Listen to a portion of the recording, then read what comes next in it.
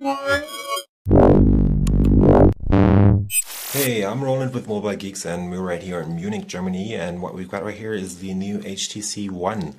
That's the new top-end, top-of-the-line smartphone from HTC from Taiwan, and it's a 4.7-inch touchscreen phone running a full HD display, so the pixel density is up to 440 something pixels per inch, and as you might can see, I don't know really if the camera can work that out.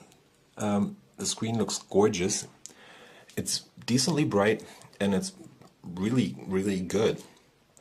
I think this is laminated to the cover of the screen, so there's basically no space between the screen and the touch screen and the cover.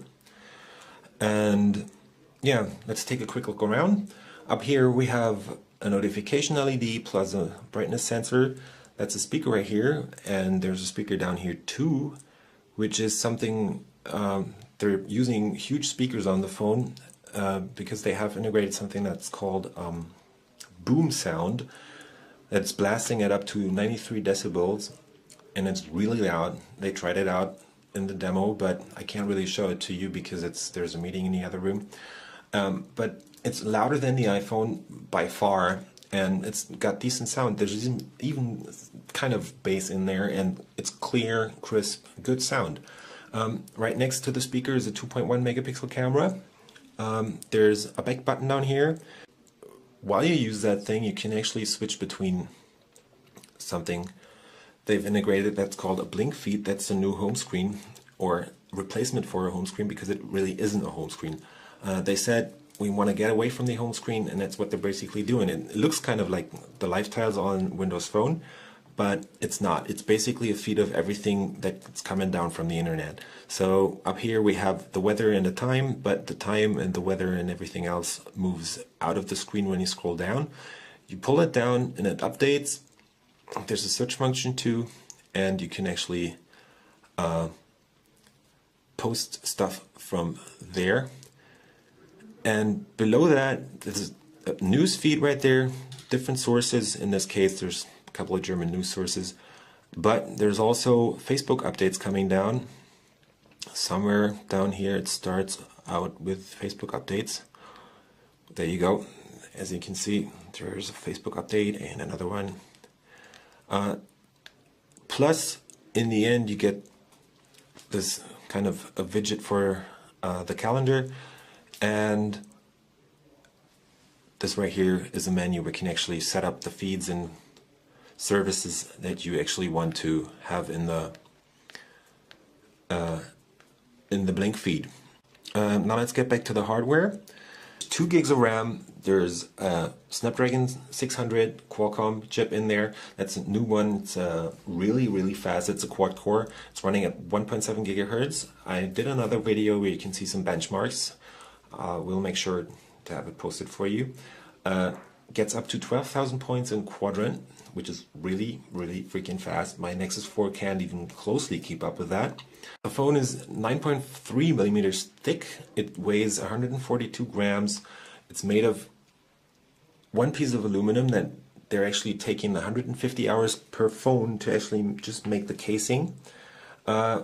It's basically all covered in aluminum on the back, but there's this tiny strip right here where the antenna sits, and there's a tiny mic right there, and they have another plastic line down here, which I guess is also for the antenna. There's Beats audio in there. Let's take a quick look around. Another thing, this is the IR blaster. It's not only the on and off button, but it's actually red and transparent. So there's an IR blaster integrated into the power button, which you can use to actually control any TV or stereo system or whatever. You can actually control the normal remote control with the phone. They have a special app for that. And next to the IR blaster or power button, we have the headphone jack. On the right, we have a volume rocker made of aluminum. And on the bottom, there's a tiny mic right there and the USB port. Up here, this is the camera. There's an LED right there, LED flash. It's got an f2.0 lens, and what's special about this is HTC is actually marketing this as an ultra pixel camera. It's not what was purported in the ahead of the release, which was that there's like 3 layers of pixels, blah blah, all that kind of stuff. Nope. They're using a sensor that is basically the same size as on any other phone, but the pixel size, the size of the individual pixels is actually 4 times as much as on the other phones. So they managed to catch more light using this wide lens, and it's supposed to make shooting at low light conditions better, cut down on the bad pixels that you get from normal cameras, like the blur and everything else. Making sure there's a good quality on the pictures is what they're doing it for.